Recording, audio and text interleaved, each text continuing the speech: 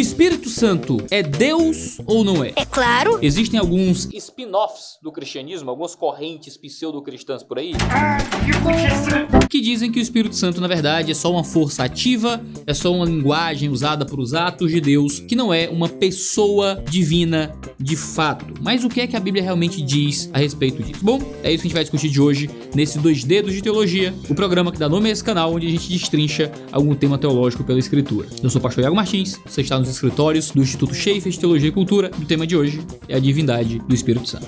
Aqui o pau come, mas come solto mesmo. Pra gente discutir sobre a divindade do Espírito e pra mostrar que a Escritura realmente trata o Espírito Santo como Deus, a gente tem que olhar principalmente pra 3 coisas, certo? A gente tem que olhar para os momentos em que a Escritura trata o Espírito Santo como um ser pessoal. Em segundo lugar, os momentos em que a Escritura oferece atributos ao Espírito Santo, que são atributos pessoais. E aqui a gente tem uma subdivisão, né? E em terceiro lugar, quando a Escritura trata o Espírito Santo como Deus, seja por compará-lo a Deus, seja por usá-lo de forma intercambiável ao próprio Deus, seja por concedê-lo atributos que são particularmente divinos. A gente vai olhar para essas 3 coisas no vídeo de hoje. Espírito, no hebraico é ruach, no grego é pneuma. Geralmente é traduzido por fôlego, por respiração, e por isso alguns interpretam o Espírito Santo como algo impessoal, algo como um sopro de Deus. Alguns chegam a limitar o Espírito Santo aos seus dons e entendem que ser espiritual e ser do Espírito significa receber um poder específico de Deus. No entanto, os credos históricos falam sobre um Espírito que é Deus também. O credo niceno-constantinopolitano, por exemplo, possui uma formalização da doutrina da divindade do Espírito. Nele há a confissão e cremos no Espírito Santo, Senhor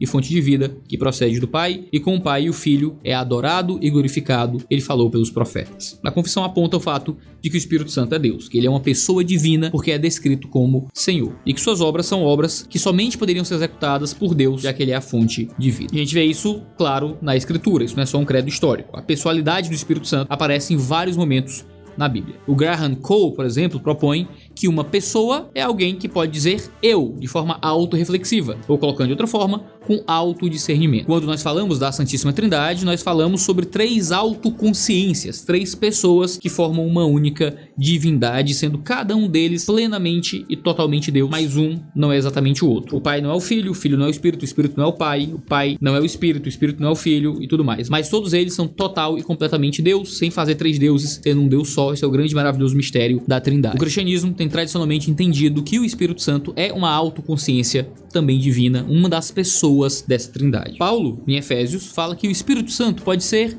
entristecido. Não tem como acreditar que uma força seria entristecida, ou que os atos de Deus seriam entristecidos. Você pode desafiar a força da gravidade, você pode tentar agir com uma força contrária, mas você não consegue deixar uma força ou uma atuação triste. Apenas uma pessoa com consciência pode ser entristecida. O esforço por não entristecer o Espírito é o esforço por não entristecer a pessoa de Deus, no modo como Paulo propõe seu argumento. Se o Espírito Santo é basicamente uma força ou uma atuação de Deus, como é que eu entristeço a atuação de Deus? Se uma atuação é impessoal. Aqui, o Espírito é alguém com quem eu me relaciono, alguém cujos sentimentos eu me importo, alguém que se relaciona comigo de fato, justamente porque é uma pessoa e não uma força. Não existe nenhuma forma de você julgar aqui que Espírito significa atuação de Deus. Como é que eu entristeço a atuação de Deus? Paulo, quando escreve Romanos 8, diz a mesma coisa. Ele diz que o Espírito ora por nós, porque nós não sabemos como orar. Uma vez que o Espírito faz orações, como é que eu vou acreditar que o Espírito é uma força impessoal de Deus que ora no meu lugar e que possui um conhecimento que eu não possuo? Esse Espírito possui uma inteligência e um condoimento diante do meu próprio sofrimento. O gemido do Espírito aqui não é um gemido de línguas estranhas, né? Em Romanos 8, você tem um gemido de sofrimento da criação, você tem então o gemido de sofrimento da humanidade, então um gemido de sofrimento do Espírito Santo ao orar por nós. Veja, o Espírito de Deus ora e o Espírito de Deus geme. E isso são atos pessoais de um indivíduo com o qual me relaciono, de uma pessoa, de uma autoconsciência, e não o ato de uma força, de um vento, de um respirar puro e simples e impessoal, como uma metonímia para a ação do Deus. Paulo escreve sobre a liderança do Espírito Santo, assim como os profetas e os outros autores bíblicos. Pedro compara a vontade humana com a vontade do Espírito Santo, mostrando que foi a vontade do Espírito que moveu os homens a falarem de Deus. Somente um ser pessoal tem vontade, não tem como existir uma vontade da atuação de Deus. Somente uma pessoa possui uma vontade. O autor aos Hebreus fala da salvação que é dada por Deus e dos perigos de negligenciá-la em Hebreus capítulo 2. E nessa seção ele argumenta descrevendo a distribuição de dons do Espírito Santo aos aos crentes segundo a vontade do próprio Espírito. Uma força impessoal não possui vontade. O Espírito Santo não pode ser uma linguagem para se referir ao simples agir de Deus, porque o Espírito possui uma vontade própria, e isso o caracteriza como um ser pessoal, como uma consciência ativa. 1 Coríntios 12:11 diz que é ele, o Espírito, quem reparte os dons, e não que o Deus Pai reparte esses dons e que o Espírito é só a atuação desse repartimento. O Espírito é dotado dessa vontade. Agora, além disso, o Espírito Santo possui atributos pessoais atrelados a ele ao longo de toda a Escritura. Nós temos um Espírito Santo que em Apocalipse 2 fala, não tem como uma força falar. Nós temos um Espírito que ensina em João 14, um Espírito que testifica em João 15, um Espírito que ordena em Atos 13, um Espírito que guia em Romanos 8. Muitas atividades pessoais são atribuídas ao próprio Espírito Santo. O argumento que geralmente se usa para dizer que, na verdade, esses atos pessoais atrelados ao Espírito não são, de fato, indício da pessoalidade do Espírito Santo, é porque isso seria uma antropoformização. Ah, mas em Provérbios, por exemplo, a sabedoria fala, então a sabedoria realmente existe? Agora, é complicado você pegar um texto poético extremamente sapiencial, que é o caso do livro de Provérbios, que é um tipo de texto que constantemente apela à metáfora, e achar que várias epístolas, vários textos narrativos, pessoalizando o Espírito Santo, representariam sempre um tipo de comparação antropomórfica. Isso não se justifica nos vários contextos onde atos humanos são atribuídos ao próprio Espírito. Tratar isso sempre como metáfora, dizer que sempre é uma personificação do próprio poder de Deus, é impor teologia ao estilo literário. E impor, infelizmente, uma teologia muito ruim. Porque, infelizmente, eu vou ter que falar isso aqui. Até porque, nesses atos do Espírito Santo, nós temos atos profundamente divinos também. E aqui, a gente vai fazendo essa intersecção entre o segundo e o terceiro ponto. O Espírito Santo recebe atributos pessoais que são próprios à pessoalidade divina. Pensa nas ações do Espírito Santo que a gente encontra na Escritura. Em Gênesis 1, ele estava ativo na criação e estava agindo na providência de tudo que foi criado. É isso que diz o Salmo 104. Ele salva seres humanos caídos através da regeneração, segundo João 3, segundo Tito 3. Ele age na união com Cristo em Romanos 8. Ele age na justificação e na santificação em várias passagens. Ele participa na consumação de todas as coisas através da ressurreição do corpo dos crentes em Romanos 8. Ele participa da salvação agindo como aquele que nos cela enquanto o Pai elege e o Filho redime em Efésios capítulo 1. Isso nos mostra ações de um ser que é tanto pessoal quanto divino. Veja como o texto de Efésios capítulo 1 é poderoso, do versículo 3 ao versículo 14. Você tem o Deus Pai sendo apresentado, o Deus Filho sendo apresentado, e então o Espírito Santo logo em seguida, como agente da atuação do Pai e do Espírito em nós. É muito estranho você ter o Pai, o Filho e uma força impessoal aparecendo ali. É muito complicado. Alguns dizem,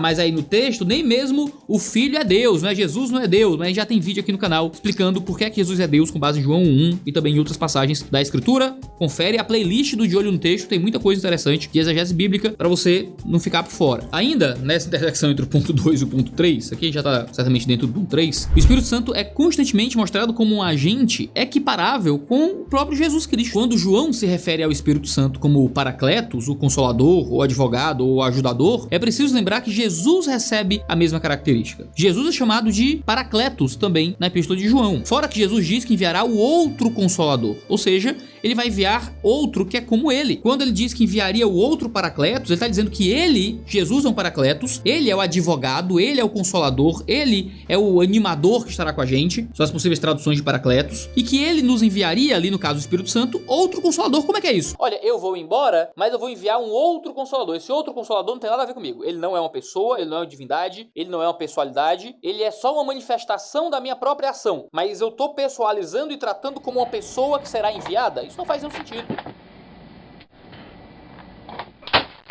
Ele deixa claro que eu estou em vocês e o Espírito Santo também estaria neles, no caso, nos crentes. Ao tratar o Espírito como alguém equivalente a ele, que também seria enviado, ele trata o Espírito Santo como uma pessoa e como uma pessoa divina. Isso equipara a atuação do Espírito à atuação de Jesus, mostrando que o Espírito Santo é uma pessoa como Jesus é uma pessoa. Além disso, a gente pode inferir que assim como Jesus foi enviado pelo Pai, o Espírito também seria enviado como uma pessoa. O Espírito Santo também é constantemente mencionado em declarações juntamente com o Pai e com o Filho. Ele é chamado de Espírito de Cristo, é chamado de Espírito do Filho de Deus. E isso relaciona o Espírito Santo com o Pai e com o Filho de forma muito íntima, mostrando a relação trinitária que existe entre as pessoas da Trindade, fora as passagens que com clareza tratam o Espírito de Deus como o próprio Deus, citam passagens onde o Deus Pai aparece como a referência do Espírito aparecendo e tratam o Pai, o Filho e o Espírito Santo como uma unidade só. Deixa eu lidar com esses três subpontos aqui. O Espírito Santo é usado como o próprio Deus no episódio de Ananias e Safira em Atos 5. Quando Pedro confronta o casal que mente a Deus, ele diz que eles mentiram ao Espírito Santo. E logo depois, no versículos à frente, diz que eles mentiram para Deus. Então a gente percebe que Pedro, o apóstolo, entendia que o Espírito Santo é Deus. Aqui, Espírito de Deus e Deus são tratados intercambiavelmente. Como é que você mente para a força de Deus? Como é que você mente para a atuação de Deus? Você só pode mentir para o próprio Deus, você só pode mentir para uma pessoa. E quando o Espírito de Deus e Deus são usados intercambiavelmente, Pedro está deixando claro que o Espírito Santo é uma pessoalidade divina, no caso de Ananias e Safira. Paulo faz a mesma coisa, quando ele também equipara o Espírito de Deus ao próprio Deus, quando fala que o Espírito Santo habita em nós, dizendo que somos o santuário de Deus. O santuário de Deus no Antigo Testamento era o tabernáculo e posteriormente o templo.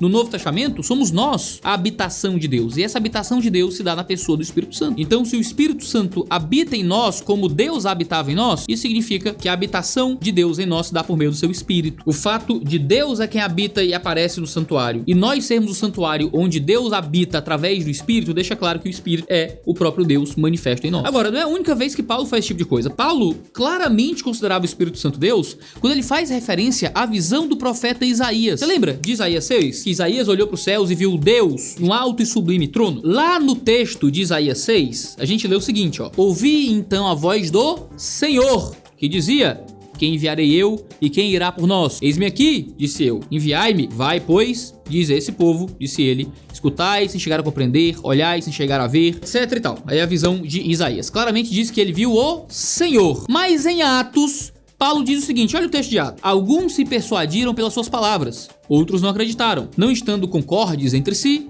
retiraram-se, enquanto Paulo lhes fazia esta reflexão: bem falou o Espírito Santo pelo profeta Isaías a vossos pais, dizendo: vai a este povo e dize-lhes, com ouvidos ouvireis sem compreender, com vossos olhos olhareis sem enxergar, coração obstinado desse povo, ouvido duro, e tal e tal. E ele cita aqui justamente o texto de Isaías 6, é a mesma profecia. Se colocar lado a lado aí na tela, você vai ver o texto de um, o texto do outro, como são textos parecidos, mostrando que a referência de Atos 28 era Isaías capítulo 6. Isaías diz que viu o Senhor. Paulo diz que quem falou na verdade foi o Espírito Santo. Paulo interpreta Isaías como uma visão do próprio Espírito. Ele usa o Espírito Santo então como referência à própria pessoa de Deus no livro de Isaías, o que mostra que para Paulo o Espírito Santo era uma pessoa divina. Ele poderia tranquilamente ter falado de Jesus, poderia ter falado do Deus Pai, mas ele fala do Espírito. Fora, e aqui o terceiro subponto, que o Pai, o Filho e o Espírito Santo são tratados como uma unidade muito perfeita no texto da grande comissão de Mateus 28. Em Mateus 28, no grego, quando ele ordena o batismo, né, essa entrada nesse relacionamento, no nome do Pai, do Filho e do Espírito Santo, ele não diz nos nomes do Pai, do Filho e do Espírito Santo. Ele usa um termo singular. Ele fala eis tu onoma. Esse nome é o nome de três. É um nome só para esses três: Pai,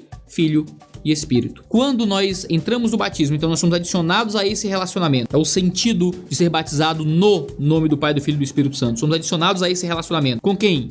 Com o Pai, com o Filho e com o Espírito. O nome dos três. A partir do momento que o Espírito tem um nome, certo? A partir do momento que o Espírito tem um nome, o Espírito é uma pessoa. Porque a ideia no grego de um nome de alguém era uma característica que demonstrava a personalidade e a individualidade de alguém. Você ofendia o nome de uma pessoa, por exemplo. Você não pode ofender o nome de uma coisa. Você ofende o nome de alguém. E esse nome é uno para esses três. Esses três são um nome só. Uma unidade entre Pai, Filho e Espírito aqui. Não pode ser o Pai, o Filho e uma energia. E além disso, nós somos adicionados em um relacionamento com o Pai, com o Filho e com o Espírito. O Espírito não pode ser só uma força, ele tem que ser alguém com quem eu me relaciono. E em nome de quem eu me batizo? Como é que eu posso me batizar em nome de uma energia? Eu sou batizado no nome de Deus. Ah, Iago, mas a Bíblia define o Espírito Santo como vento, como força, como fôlego, não é? Isso não seria algo impessoal? Mas não. Jesus também é descrito na Bíblia como a porta, como o caminho, como a vida, como a verdade, como a água, como o pão. E nenhum desses elementos impessoais nega a pessoalidade de Jesus. Esses elementos apenas descrevem características de Cristo. Da mesma forma, os elementos impessoais apenas descrevem características do Espírito, mas não apontam que ele não é uma pessoalidade. Ah, mas na Bíblia a gente nunca encontra o Espírito agindo sozinho. Ele é uma força sempre direcionada por Deus. Mas Paulo diz que é o Espírito que ora por nós, porque não sabemos orar. Da mesma forma que Jesus intercede por nós e ora também por nós em João 17. Jesus afirma que o Espírito vai convencer o mundo da justiça, do pecado e do juízo em João 16. Isso é uma ação própria do Espírito, não uma ação que uma força faria sozinha. Mas ainda assim, o Pai, o Filho e o Espírito agem em unidade, não de forma separada. Então, considerando tudo isso, considerando que o Espírito Santo é tratado como uma pessoalidade que tem ações divinas, é tratado como uma pessoalidade que é comparado constantemente com pessoas divinas, é tratado como uma personalidade que é intercambiável com a própria pessoa de Deus, eu só posso acreditar que o Espírito Santo faz parte da Trindade, faz parte da divindade a qual servimos e adoramos. Ele é alguém com quem nós podemos ter um relacionamento pessoal. É alguém a quem devemos orar. É alguém que merece o mesmo respeito e honra que damos ao pai e ao filho. É alguém que recebe o mesmo louvor que o filho e o pai recebem. É alguém que é um com o pai, que é um com o filho. É alguém cuja obra é expressão e execução do que os três planejaram juntos. Ele é um Deus presente, assim como o Filho é. O Deus Trino se aproxima de nós e habita em cada um de nós através da sua atuação. Ele nos ajuda a falar quando estamos em situações difíceis. Ele nos dá força para testemunhar o Evangelho. Ele nos consola, ele nos ensina, ele nos lembra do que precisamos saber. Ele é o nosso confortador, é o nosso orientador, é o nosso encorajador, ele é a nossa força, ele nos guia pelo caminho que devemos seguir. Ele nos dá poder para pregar o Evangelho, poder para sermos testemunhas de Deus até os confins da terra. Ele distribui dons entre a igreja. Ele toca em corações e leva pessoas ao Evangelho. Ele é quem atrai os descrentes. Ele atrai os crentes para mais perto de Jesus. Por meio dele somos cheios da palavra. Pelo poder do Espírito mortificamos as obras más do corpo. Nos libertamos dos pecados porque não podemos nos livrar deles sozinhos. O Espírito entra nesse processo para nos atrair a Deus todos os dias. É através do Espírito que recebemos o Espírito da adoção, que nos leva em intimidade ao Pai, ao invés de vivermos em um relacionamento baseado em medo ou escravidão. O Espírito testemunha que nós somos filhos de Deus. O Espírito convence o mundo do pecado, da justiça e do juízo. O Espírito nos alegra. O Espírito nos mostra o caminho, nos mostra a vida que devemos viver como crentes. O Espírito dá vida e liberdade em um mundo afligido pela morte. O Espírito nos traz vida e nos aponta para uma esperança real. É pelo poder do Espírito Santo que nós somos abundantes em esperança, porque o nosso Deus é um Deus que enche os seus filhos com toda paz e alegria. Como membros da comunidade do Reino de Deus, a cada um de nós é dada a manifestação do Espírito Santo em nossas vidas para o propósito do bem comum. Todos nós temos algo a oferecer porque o Espírito está em nós. O fruto de ser liderado pelo Espírito de Deus inclui amor, alegria, paz, longanimidade, benignidade, bondade, fidelidade, mansidão e domínio próprio. Esse é o verdadeiro fruto do Espírito Santo. Ele nos santifica e nos move em direção a si, para a glória do seu nome e para a adoração do Deus verdadeiro. Louvado seja o Deus Pai, louvado seja o Deus Filho, louvado seja o Deus Espírito Santo.